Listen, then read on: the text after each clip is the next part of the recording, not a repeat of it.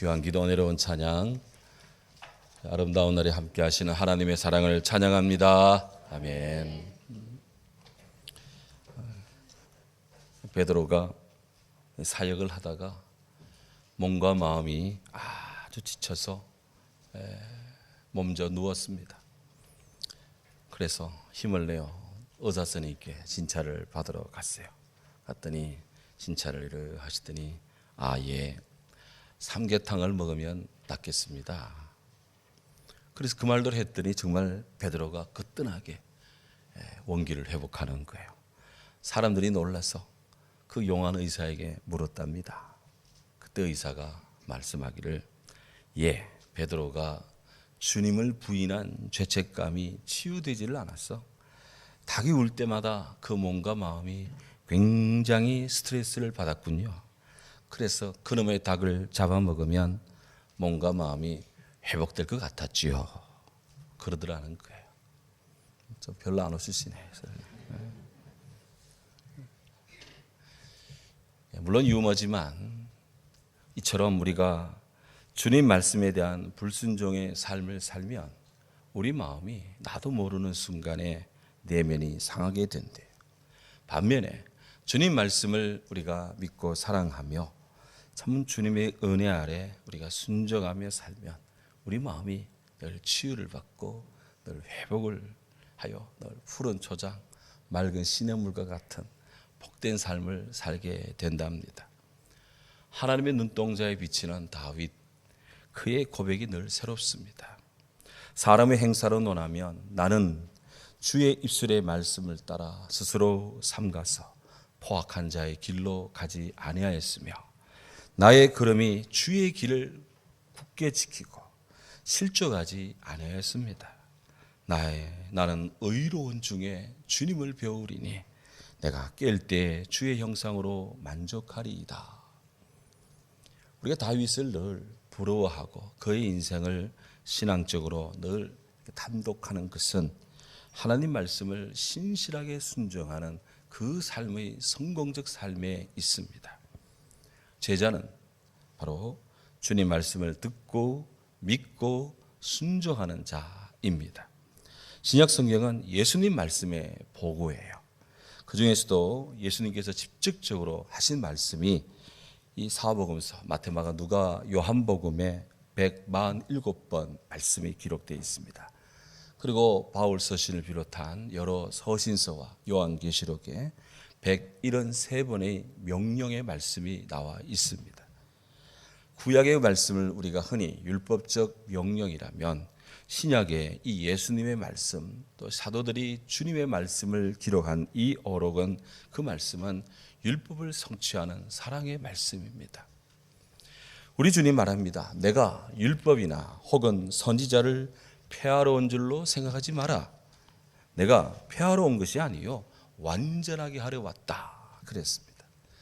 주님 말씀을 따르면 우리의 삶이 내적으로 외적으로 치유되고 그리스도인의 완전의 삶을 살게 된다라 말씀합니다. 주님이 하신 말씀이 많이 있는데 정말 우리들이 늘 순종하고 늘 주의를 집중하고 따라야 될 중요한 말씀 12개가 있습니다. 제일 첫 번째, 회개하라. 천국이 가까이 왔느니라. 주님은 천국을 바라보는 백성들에게 회개하라 명하십니다. 너희는 마음에 근심하지 말라. 하나님을 믿으니 또 나를 믿으라. 주님은 믿음을 가지고 당신을 믿을 것을 그렇게 말씀합니다. 세 번째로, 사람이 물과 성령으로 거듭나지 아니하면 하나님 나라 천국에 들어갈 수 없느니라. 물과 성령으로 거듭날 것을 촉구합니다. 네 번째로, 이 말씀을 하시고 부활하신 후 이 말씀을 하시고 제자들을 향하여 숨을 내쉬면서 성령을 받으라 말씀했어요. 오늘 우리 성도들도 성령을 받으라 라는 주님 말씀 앞에 우리도 주의 숨을 들이마시는 성령으로 호흡하는 주의 성도가 되어야 될 줄로 믿습니다. 또한 주님은 사람이 나를 섬기려면 나를 따르라. 나 있는 곳에 나를 섬기는 자도 거기 있을 것이다. 사람이 나를 섬기면 나의 아버지께서 섬기는 그를 귀히 여길 것이다. 바로 주님을 섬기며 주님을 따르라고 말씀합니다. 또한 주님 깨어 기도하라고 말합니다. 너희는 장차 올 이 모든 일들을 능히 피하고 인자 앞에 서도록 항상 기도하며 깨어 있으라. 주님은 깨어 기도할 것을 말씀하고 계세요. 또한 주님은 빛이 되라. 이같이 너희 빛을 사람 앞에 비추게 하여 그들로 너희 착한 행실을 보고 하나님 아버지께 영광을 돌리게 하라. 늘 빛이 되라고 우리에게 촉구하고 있습니다. 또한 이런 명절, 이런 아름다운 계절에는 사랑하라. 특히 이웃을 사랑하라. 내 부모를 공경하라. 내 이웃을 네 자신같이 사랑하라. 그렇게 주님 말씀해요. 아멘 하셔도 됩니다.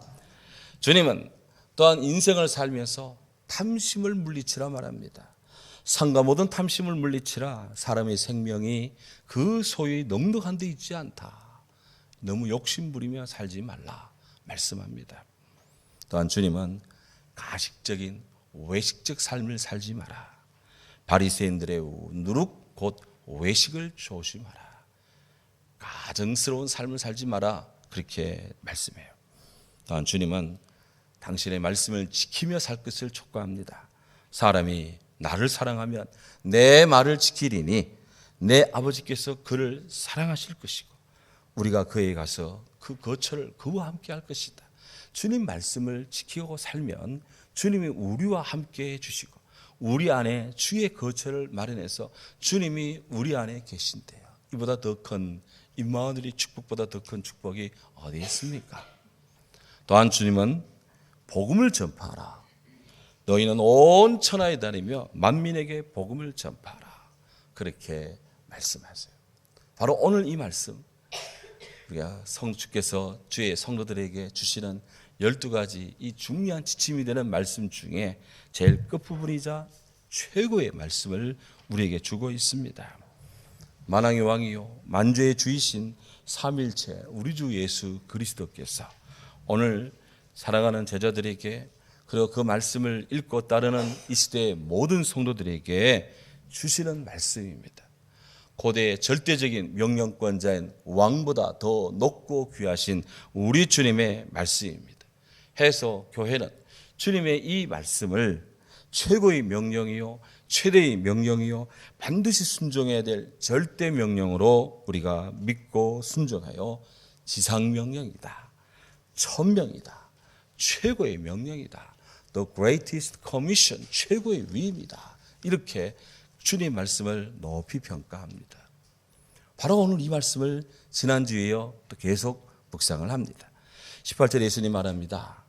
하늘과 땅의 모든 권세를 내게 주셨으니. 그럼 따라합시다. 하늘과 땅의 모든 권세가 예수님께 있습니다. 그렇습니다. 오늘 주님이 당신을 정의하면서 나는 하늘과 땅의 모든 권세를 가진 자다. 하나님이 내게 주셨다. 그렇게 말씀합니다. 여기 권세라고 하는 것은 바로 영어로는 authority인데요. 헬라어로는 그리스어로는 에스시아라는 말입니다. 이 에스시아라는 말은 세상의 모든 질서를 다스리는 권세, 죄를 용서하는 권세가 다 포함되어 있는 궁극적 권위다. The ultimate authority, 궁극적 권위다. 이렇게 신학자들은 이 말씀을 받습니다. 사도 요한은 요한복음 그의 첫 번째 장에서 우리 예수님께서 근본 하나님이시고 천지 만물을 창조하신 분으로서 이미 모든 권세를 지니신 참 권위자라고 그렇게 우리 주님을 높이 높이 고양하며 노래했는데요. 성경은 주님의 이 권위를 정말 소중히 여기고 받듭니다. 사람들은 권위라 그러면 때로는 알레르기 반응을 보이거나 혹은 권위를 세우려고 하는 이런 상반된 이런 이 포즈를 취하기도 합니다. 그런데 이 서로 상반돼 보이는 듯한 이 태도는 모두 나름 타당해요. 우리에게는 세워야 될 권위도 있고요.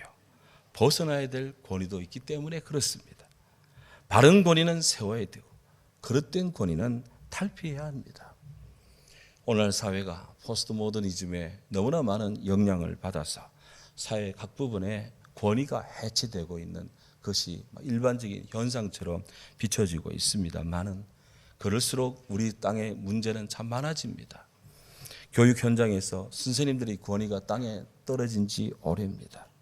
교육은 나라의 100년 대계인데 참 걱정되는 대목이에요. 법정의 주상 같은 그런 법조인들의 권위도 땅에 추락했습니다. 그만큼 세상에 문제가 많다는 것입니다. 권위란 무엇입니까? 권위는 제도, 이념, 인격, 지위 등의 가치 우위성을 공인시키고 영향력을 행사할 수 있는 능력과 유신이다. 이게 사전적인 정의예요. 권위는 정말 필요하기도 하고 때로는 권위를 거부하기도 해야 되고 정말 이런 상반된 특성이 있습니다. 그런데 분명한 것은 권위라는 것이 사람의 가치를 규정하는 기준은 아니라는 겁니다. 교통경찰이 신호를 위반한 사람을 세웁니다. 그 차가 안동 시장님 차일 수도 있어요. 교통경찰이 세우면 차가 서야 됩니다. 교통경찰이 그 차를 세웠다 해서 그가 그 차 안에 탄 운전자보다도 그가 더 높거나 더 가치 있다거나 그렇게 평가하지는 않습니다. 권위는 주어진 그런 영역 안에서 발휘될 수 있고 또 발휘되어야 합니다. 이것을 넘어서까지 이 권위를 발휘하려 하다면 직권 남용이 되고 사회적인 문제가 됩니다. 그런데요, 안정된 사회로 갈수록 선진국으로 갈수록 적절한 권위를 존중합니다. 예를 들어 시민들은 사회 안전을 전적으로 유지하는 데 책임을 지고 있는 경찰, 그 경찰의 권위를 적극적으로 수용합니다. 우리나라 사람들처럼 경찰 앞에서 행패지기고 하면 미국에서는 바로 총 맞습니다. 경찰 앞에서는 꼼짝도 못해요. 그만큼 사회 안전의 권위를 그에게 둡니다. 뿐입니까? 사회 경제 각 분야에서 전문 자격증은 매우 중요합니다. 그 전문 자격증에 권위가 있어야 그 일을 할 수 있기 때문에 그렇습니다. 그 전문 자격을 갖추기 위해서는 짧게는 몇 주고 길게는 10년 이상 공부를 합니다. 특히 사람의 교육과 생명을 다루는 이런 분야에서는 고도의 훈련과 교육과 실습을 통해 연마되고 그런 자에게 국가가 공인하는 것을 이렇게 자격증을 주고 그에게 맡깁니다. 초등학교 어린이들을 가르치기 위해서는 교육대학을 나와야 돼요. 선생님이. 중고등학교 학생들을 가르치기 위해서는 사범대학이나 일반 대학에서 교직을 공부하거나 교육대학원에서 공부해야 그 선생님 자격을 줍니다. 대학원에서 석사과정 이상의 학생을 가르치려면 박사학위를 취득을 해야 됩니다. 그 박사학위를 1년 이내에 취득할 수 있는 것도 아니에요. 사람의 질병, 사람의 몸 상태를 치료하고 또 고치고 하는 그 의사 선생님 10년의 공부를 해야 됩니다. 그 정도 의학 수련을 쌓아야 전문의로서 그렇게 그 분야에 대한 모든 것을 전적으로 그렇게 케어할 수가 있습니다. 목사가 되는 경우도 쉬운 길이 아닙니다. 신학대학 4학년, 또 대학 4학년, 신학대학원 3년, 전도사 생활 3년, 한 10년 걸려야 목사가 됩니다. 뿐이 아닙니다. 이 세상에 많은 분야에서 전문가가 되고 누군가를 가르치고 본이 되려면 긴 시간 동안 훈련과 수련을 쌓아야 됩니다. 그래서 전문가는 참으로 긴 시간 속에 자기 단련의 시간을 가졌기 때문에 존중할 가치가 있고 존중해야 된다는 것이죠. 그런데요, 각종 자격증이 있고 학위와 권세가 있는 자라 할지라도 그 인간의 가치와 권위는 결국 아무것도 아닌 경우가 많습니다. 한 예로 빌헬름 1세의 이야기를 한번 하겠습니다.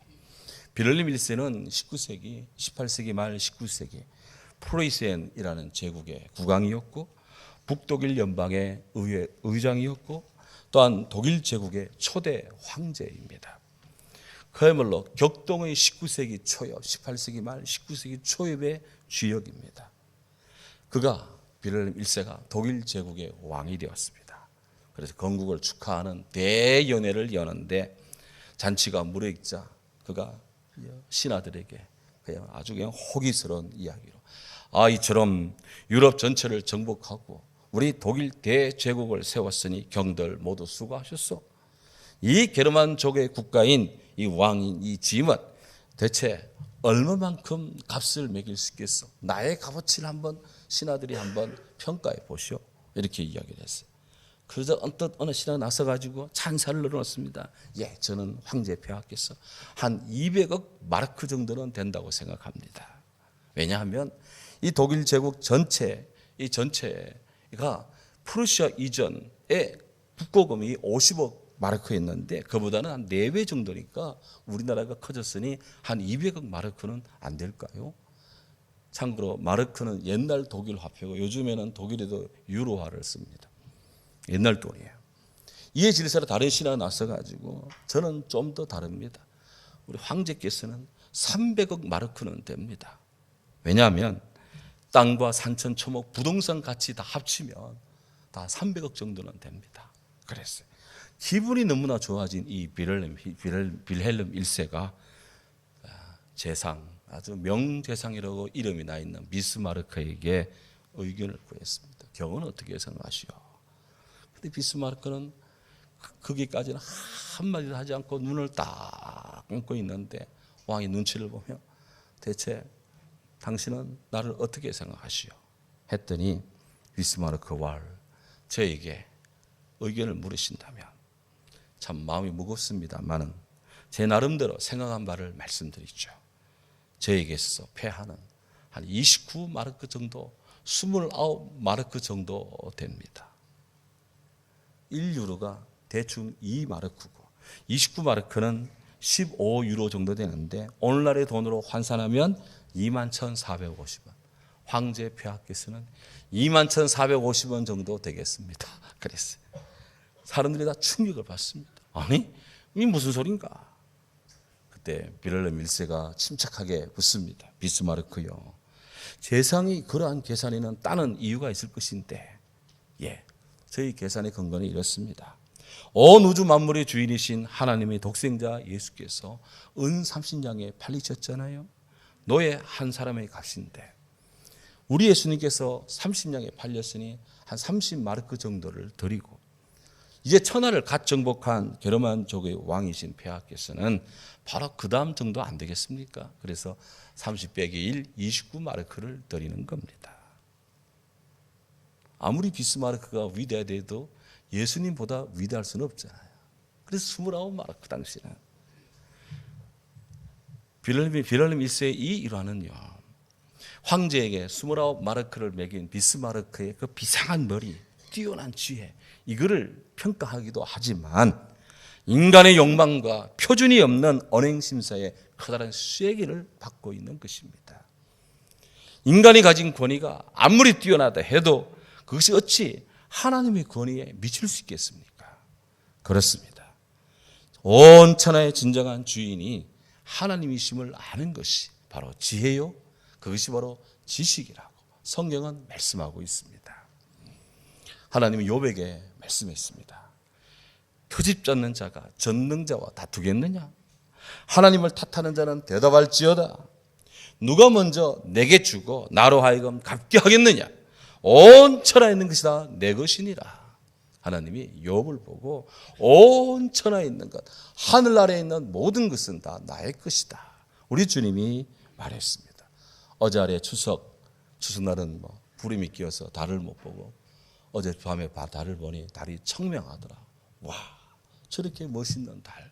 저걸 인간이 인위적으로 만들려면 도대체 얼마나 많은 돈을 투자해야 되겠느냐. 매일 아침 햇빛을 발하는 저 태양을 인간이 수소, 헬륨 넣어가지고 저거를 만든다면 도대체 얼마의 돈을 들여야 되겠느냐. 그 외에도 수도 없는 별들이 있는데 저거 따지면 저거 얼마의 돈이 들어가야 되겠느냐. 그 모든 것들을 만드신 하나님의 가치는 어떻게 우리가 매길 수 있겠느냐. 매길 수 있습니까? 못 매기는 겁니다. 온 천하의 것이다. 우리 하나님의 것임을 믿습니다. 하나님이 천지를 만드셨어요. 하나님이 그 만드신 천지 창조의 세계를 하나님이 섭리하고 있습니다. 그 모든 것들을 질서 가운데 붙들고 있습니다. 천상천하에 하나님을 능가하는 지혜는 없습니다. 그런 면에서 오늘 예수님께서 하늘과 땅에 있는 모든 권세를 주께서 내게 주셨다. 아버지가 내게 주셨고 내가 하늘과 땅의 모든 권세를 가졌다라는 것은 우리 주님이 정말 하나님이시고 정말 그분이 주님이시고 정말 그분이 메시아이고 정말 그분이 생명이고 그분이 나의 모든 것임을 우리가 이 시간 고백지 않을 수가 없습니다. 주님 높으심을 찬양합니다. 삼일체이신 우리 하나님, 우리 주 예수 그리스도 성령, 하늘과 땅의 모든 권세입니다. 보십시오. 예수님은 당신께로 오는 백성 중에 병든 모든 사람들을 주님은 다 고치시는 만인의 의사입니다. 38년 된 병자도 우리 주님이 고치십니다. 급성병자든 만성병자든 우리 주님께는 문제가 되지 않아요. 주님은 세계 최고의 의사이십니다. 주님은 가르치실 때 그 가르치는 것이 권위 있는 자와 같은데 바리새인들, 사두개인들, 서기관 같지 않았어요. 우리 주님은 최고의 위대한 스승이십니다. 예수님께는 바람과 바다도 순종합니다. 저간 위시기에 파도도 바람도 잠잠하는요. 우리 주님은 자연의 주, 자연의 권위이십니다. 주님, 인자는 세상에서 죄를 용서하는 권능이 있는 줄을 너희가 알기를 원한다. 예수님은 죄를 사하고 용서하는 바로 진정한 구원과 용서의 권위이십니다. 주님 말합니다. 아버지께서 죽은 자를 일으켜 살리신 같이 아들도 자기가 원하는 자들을 일으켜 살리느니라. 인 예수님은 살리시는 권위시다. 사람은 다 죽을 수밖에 없지만 그 죽은 자를 살리시는 분이 우리 주님이십니다. 생명의 권위이십니다. 내가 목숨을 버리는 것은 그것은 다시 얻기 위함이다. 너희는 내가 버릴 권수도 있고 다시 얻을 권수도 있다는 것을 모르느냐? 우리 주님은 생사여탈의 권위요. 생사여탈, 생명을 줄 수도 있고 죽음을 줄 수도 있고 뺏을 수 있는 그런 생명의 권위이십니다. 우리 예수님, 볼지어다 이 세상 끝날까지 내가 살아있어 사망과 음부의 권세를 내가 가졌노라. 우리 주님은 사망과 음부의 권세를 다스리는 그런 권위이십니다. 천상천하의 예수 그리스도 우리 주님은 진정한 생명의 권위이십니다. 오늘 주께서 하늘과 땅의 모든 권세를 가졌다. 이 권위를 가지신 분이 제자들에게 말씀을 합니다. 너희는 가서 모든 족속으로 제자를 삼아라.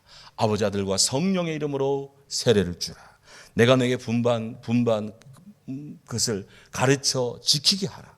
볼지어다 내가 세상 끝날까지 너희와 항상 함께 있겠노라. 그렇습니다. 주님은 당신의 제자들을 갈릴리 산으로 다 불러 모으신 다음 이제 예루살렘을 이동해서 하늘에 오르실 때 그때 당신의 제자들에게 복음을 전할 것을 당부했습니다. 이 시대의 교회와 성도들에게 복음을 전하고 복음을 선포하는 선교를 명하십니다. 복음 전도는 하늘과 땅의 진정한 권위이신 주 예수님의 지상 명령입니다. 우리는 다시 새겨야 됩니다. 복음을 전하는 선교는 교회의 존재 목적입니다. 하나님은 우리나라를 세계 선교의 선봉에 있는 나라가 되고자 그렇게 나무 한 폭이 없던 민둥산 나라에 전쟁으로 폐허가 된 나라에 난먹고 기억자 몰랐던 우리 무지랭이들로 가득 찼던 우리나라에 하나님께서 복음의 축복을 주셨습니다. 정치적으로 가장 민주적인 자유 대한민국이 되게 했습니다. 경제적으로도 5대양 6대조를 누비며 참으로 온 세계상에 복음을 일할 수 있는 그런 복된 나라로 우리의 경제를 축복해 주시고 있습니다. 노력하는 자는 누구든지 성공할 수 있는 그런 사회가 되도록 우리 사회를 그렇게 개방시켰고 그렇게 이 땅을 축복하셨습니다. 세계 모든 사람들과 즐겁게 그리고 정정당당하게 교류하는 또 경쟁하는 스포츠 문화 융성하도록 이 땅을 축복했습니다. 아시안게임에서 한국이 금원동 22개 수영 메달을 따올 줄 누가 알았겠습니까? 박태환 혼자 몇 개 따고 그것도 기뻐하기에 바빴는데 몇 년 사이에 이렇게 한국이 지금 물을 재배하는 선진국에서 휩쓸어가는 메달을 우리가 지금 따고 있습니다. 그만큼 우리나라가 하나님의 은혜 아래 부흥하고 발전하는 겁니다. 무엇보다도 복음의 기독교가 대한민국 종교 1위가 되게 하셔서 그리스도의 가정에서뿐 아니라 사회 각 계층에서 스포츠 모든 분야에 이르기까지 모든 분야를 선도하는 그런 은총을 이 땅에 더해 주시고 있습니다. 하나님께서 우리에게 이런 축복을 주신 것, 그것은 이 백성이 주의 백성이 되어서 우리나라와 세계 열방을 향하여 그 백성들을 주께로 인도하고 하는 나라로 전하도록 하는데 우리를 축복하시는 것입니다. 그냥 우리끼리 잘 먹고 잘 살려는 것이 아닙니다. 온 세계를 구원하려는 주님의 명령을 잘 수행하도록 대한민국 주의 백성을 축복한 줄로 믿습니다. 우리는 생의 목적, 존재의 의미를 다시 가다듬어야 합니다. 이제 교회를 통해 우리를 통해서 복음 전도, 땅끝까지 이르러 복음을 전하라는 만왕의 왕이신 우리 예수님, 삼일체 하나님의 명령을 우리는 겸손히 뜨겁게 진지하게 우리는 받아야 됩니다. 우리 모두 복음의 용사가 됩시다. 우리 교회가 복음의 롤 모델이 되는 교회가 되어 하나님께 영광을 돌립시다. 추석에 국군의 날에 개천절로 이어지는 이 연휴 기간에 삼일체 하나님이 계심을 알고 그분을 믿으며 하나님을 사랑하며 그의 은총을 사모하는 복된 주의 자녀 되기를 주의 이름으로 축원합니다. 아멘. 사랑하는 주님, 감사합니다. 우리에게